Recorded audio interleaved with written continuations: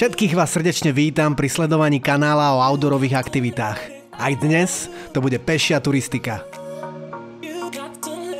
Vyberieme sa povestnými Jánošíkovými dierami do Malej Fatry. Prejdeme sa okolo Veľkého Rosudca a vystúpime na ďalšie dva významné kopce v Malej Fatre.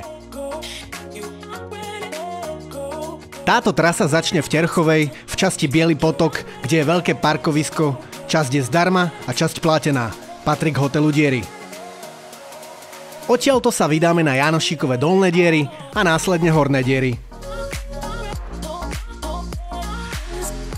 Viete si tu spraviť niekoľko okruhov, podľa toho, ako sa cítite a či ste v sprievode detí. Najkratší je cez diery, Malý Rosutec a späť na Biely potok. To podľa mapy zaberie tak 5 hodín. Stredný okruh je s Veľkým Rosudcom alebo v čase uzávery cez sedlo Medziholie. To zaberie podľa turistickej mapy 7 hodín. Netreba sa zľaknúť, menej zdatný chodec toto absolvuje v 3/4 časoch. No aj najdlhšie verzie sú cez Stoch a Poludňový Grúň, alebo až k chate pod Chlebom.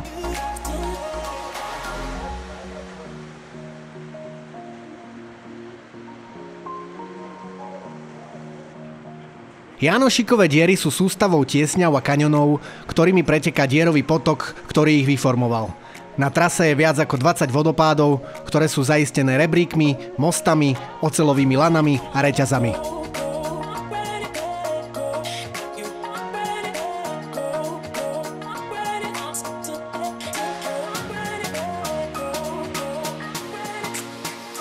Bizarné skalné útvary so špecifickou klímou sú domovom viacerých druhov rastlín a živočíchov.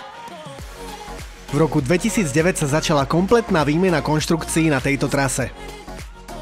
Ide o ľahký a nenáročný výstup, ktorý zvládnu aj väčšie deti. Celá trasa zaberie po turistickú značku Podžiar asi hodinu a po sedlo Medzirosudce asi 2,5 hodiny.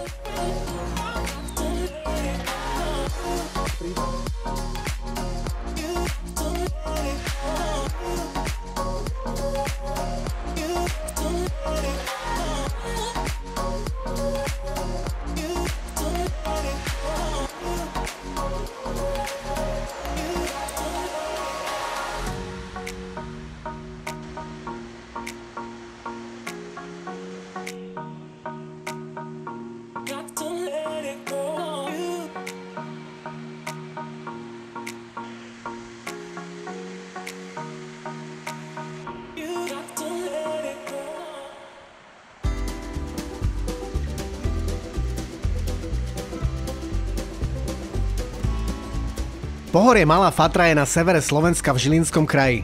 Je po Vysokých Tatrách, Nízkych Tatrách, Oravských Beskydách štvrtým najvyšším pohorím Slovenska. Najvyšší vrch, Veľký Kriváň, má výšku 1709 metrov nad morom. Ďalším významným vrcholom Malej Fatry je Veľký Rosutec. Je považovaný za jeden z najkrajších vrchov na Slovensku. Je symbolom pohoria a nachádza sa aj v logu Národného parku Malá Fatra. V minulosti sa tradovalo, že v okolí vrcholu sa nachádza zlato a legenda o ukrytom Jánošíkovom poklade. Vrch susedí s vrchmi Malý Rosutec a Stoch, ktorého spájajú červenou turistickou značkou. Pozor na sezónnu uzáveru v období od 1. marca do 15. júna. Tá je tu kvôli hniezdeniu a páreniu vtáctva na Veľkom Rosudci. My sme uzáveru rešpektovali, no napriek tomu sme na vrchole ľudí zdola videli. Všetkých ďalších návštevníkov samozrejme vyzývame k rešpektovaniu uzávery. Veľký Rosutec nie je až taký vysoký, aby bol záujmovým bodom pre výstup. Je naozaj na pohľad krajší z okolitých kopcov.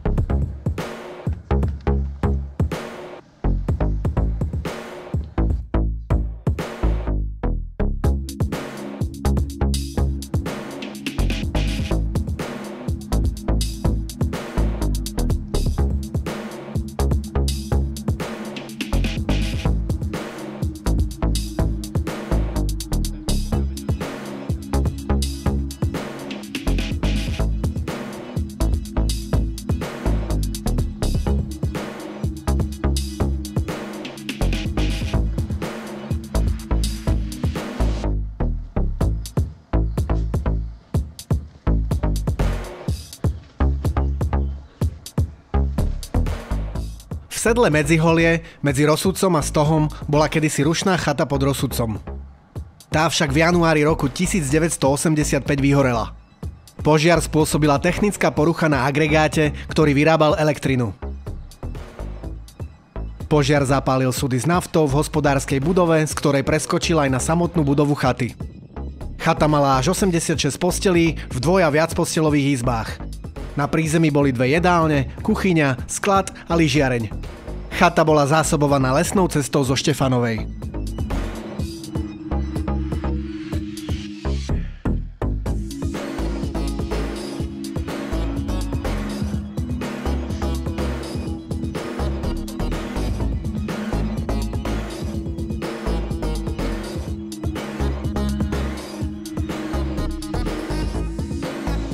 Nasledujúci kopec Stoh je výrazný lučnatý vrchol na hlavnom hrebení krivánskej časti Malej Fatry.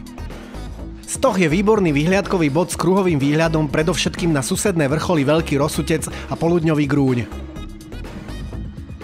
Svahy Stohu, ktoré sú silne lavinózne, sú na trase od Rosudca porastené súvislými plochami čučoriedok a lesných malín.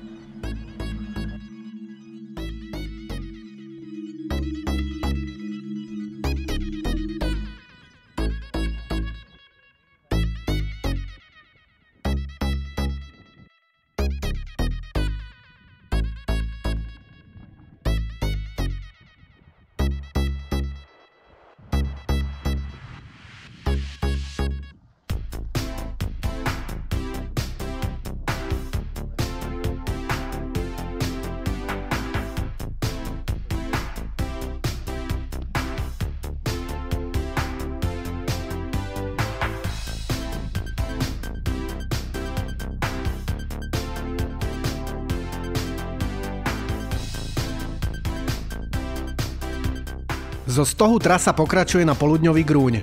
Ďalej sa môžete rozhodnúť, či pokračovať ďalej smerom na Chleb, Veľký Kriváň a k chate pod Chlebom. Naša trasa pokračuje smerom dole k chate na Grúni.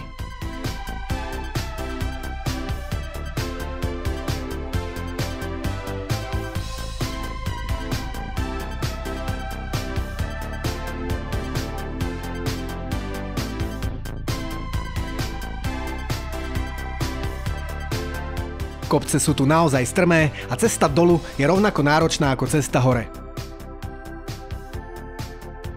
Chata na Grúni je najvyššie položenou a poslednou horskou chatou vo Vrátnej doline v pohorí Malej Fatry.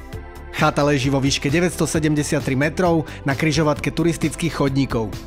Poskytuje služby pre tých, čo majú radi kľud a pobyt v tichom vysokohorskom prostredí. Chata je prevádzkovaná počas celého roka. Je dosť vyťažená, preto ak chcete víkendový pobyt, rezervujte aspoň mesiac dopredu. Kapacita je 40 lôžok v dvoj-, štvor- a 6-postelových izbách.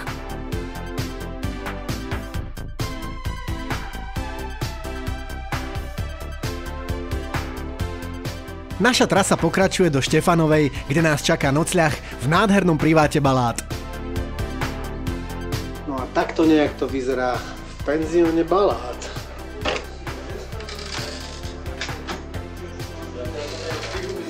Len si zoberte čisté veci na oblečenie.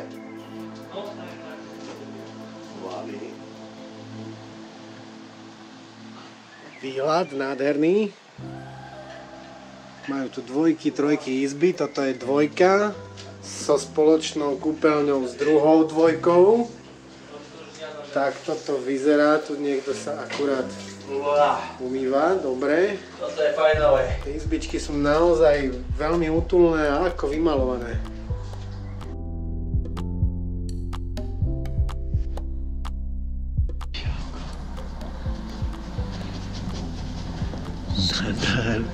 Ty si aký švešák.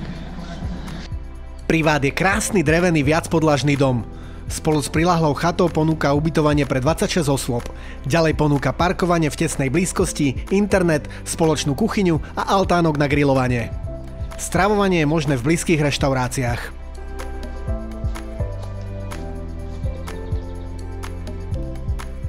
Naša trasa na druhý deň pokračuje zostupom zo Štefanovej do Terchovej cez Diery.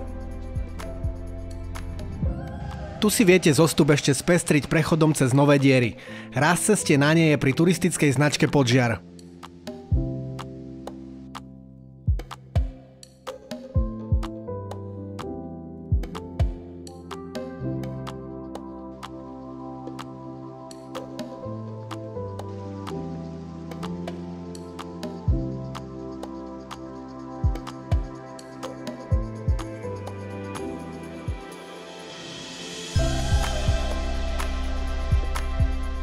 Ako bonus si v Terchovej viete pridať prehliadku dreveného Betlehemu v kostole alebo rozhľadňu Terchovské srdce.